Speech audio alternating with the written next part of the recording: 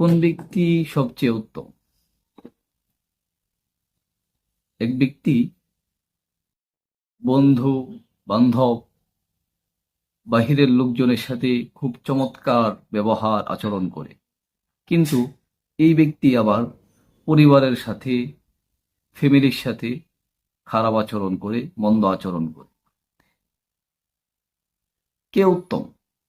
যে ব্যক্তি পরিবারের মধ্যে উত্তম আচরণ করে সে কি উত্তম, নাকি যে বন্ধু বান্ধবের সাথে উত্তম আচরণ করে সেই ব্যক্তি উত্তম? এ সম্পর্কে রাসূলুল্লাহ সাল্লাল্লাহু আলাইহি ওয়াসাল্লাম কি বলেছেন? হাদিসটি সুনানে তিরমিজিতে বর্ণিত হয়েছে। হাদিস নাম্বার 3895। হাদিসের বর্ণনাকারী হলেন হযরত আয়েশা সিদ্দিকা রাদিয়াল্লাহু তাআলা আনহা। عن عائشة رضي الله تعالى عنها قالت قال رسول الله صلى الله عليه وسلم।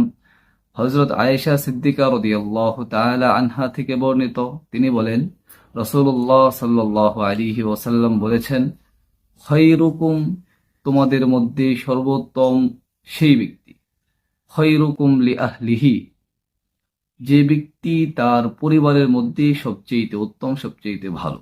অর্থাৎ যে ব্যক্তি পরিবারের সাথে উত্তম আচরণ করে, ভালো আচরণ করে, সেই ব্যক্তি হচ্ছে উত্তম।